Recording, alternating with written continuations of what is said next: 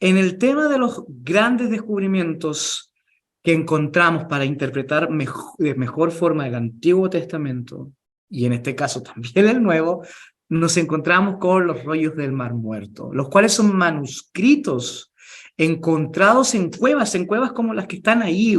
Eh, Tuve la bendición de estar cerquita de ellos, no las pude escalar porque ese día hacía un calor, hermano, un calor, pero los que me conocen, a mí no me importa el calor. Yo dije, aunque me achichara aquí, aunque no sé, me queme completo, yo voy a subir a esas cuevas. Lamentablemente iba con un equipo y ellos, la mayoría, cierto, dijeron no. Entonces, obviamente por mi sentido de comunidad y de esperar a los demás también dije no, pero se podían escalar y se podían, cierto, entrar a ellos. Y fueron 11 cuevas, aunque hace ya un poquito más de 15 años se encontró la número 12, donde se encontró una colección de 972 manuscritos. La mayoría datan del año 250 al año 66, antes de la destrucción del templo de Jerusalén, la cual fue en el 70.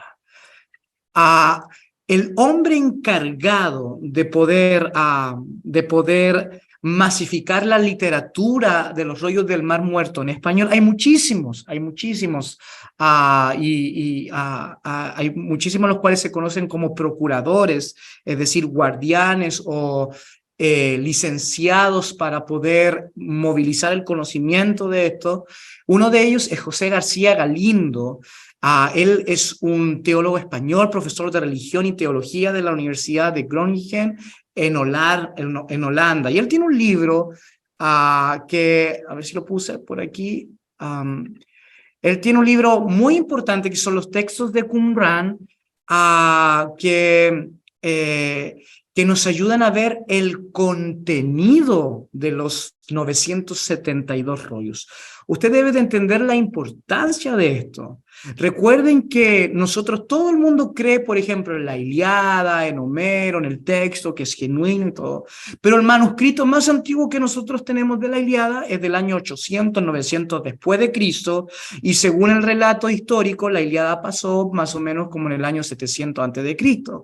Es decir, tenemos de la historia, del evento histórico al manuscrito más antiguo, casi 1500 años de diferencia y nadie dice nada. Y todos creen, cierto, en la Ilíada, todos creen en la Odisea y todos ven, cierto, de que es un texto legítimo y todo eso. Pero en el texto veterotestamentario ocurre un milagro. Es decir, por ejemplo, el Isaías que nosotros tenemos más antiguo es del año 300 antes de Cristo, que es uno de los encontrados ahí en Qumran.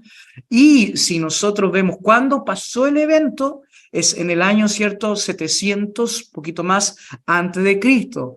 Entonces tenemos una diferencia entre el evento histórico y el escrito más antiguo, no el original, pero el más antiguo, de 400 años. O sea, la Ilíada tiene del evento histórico al material escrito 1500 años. Imagínense la Biblia, y eso es tremendo. Y el contenido que nosotros encontramos en estos 972 escritos número uno son los libros del Tanaj o del Antiguo Testamento, ¿cierto? Incluida una versión extensa del libro de Samuel, es decir, un poquito más de contenido de Samuel. En segundo lugar, tenemos libros apócrifos del Antiguo Testamento, como el de Jubileos y el libro de Enoch, donde nace todo el tema, ¿cierto?, de la apocalíptica judía. No sé si ustedes vieron la película de Noé con Russell Crowe. Está basada, ¿cierto?, en el libro de Enoch, el tema de los Nefilim, de los gigantes, el tema, ¿cierto?, de la nueva orden y todo eso está en el libro de Enoch. Y ahí también está, y fue encontrada en Qumran. Número 3, están los textos exegéticos, es decir, cómo ellos interpretaban los materiales anteriores ya expuestos del 1 y el 2. En número 4 tenemos los propios libros de la comunidad, los cuales ellos produjeron documentos para saber cómo vivir, ¿cierto?, en sociedad.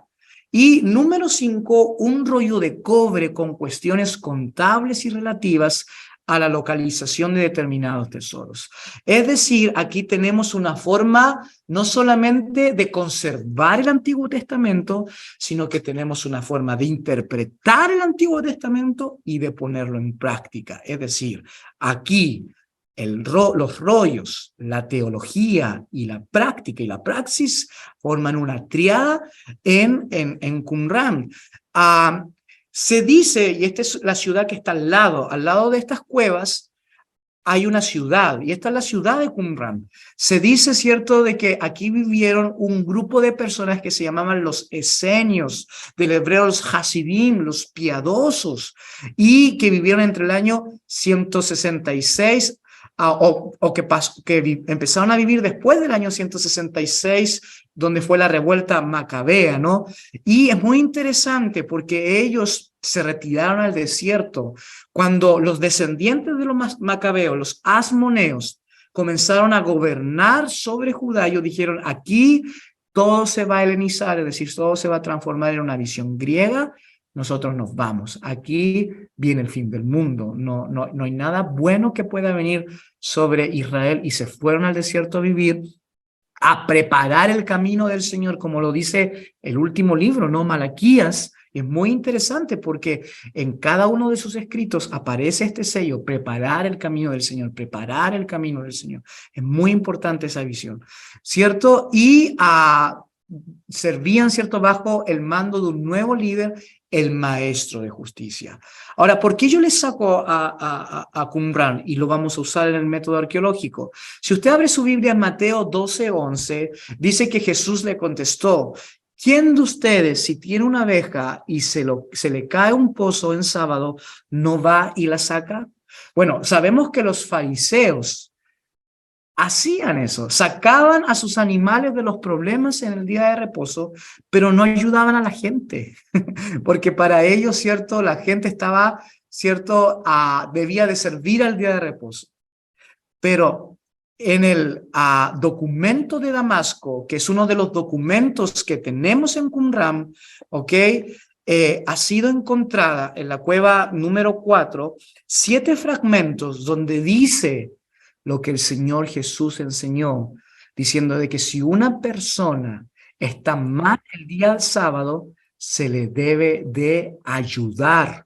Por lo tanto, la enseñanza que nosotros tenemos en Mateo capítulo 12:11 fue una enseñanza que venía 100 años antes de los esenios, los cuales escribieron en Qumran, y que fue tomada por el Señor Jesús para poder entregar su enseñanza con respecto a que el día sábado está al servicio del ser humano, que es el centro de la creación de Dios, y no al revés.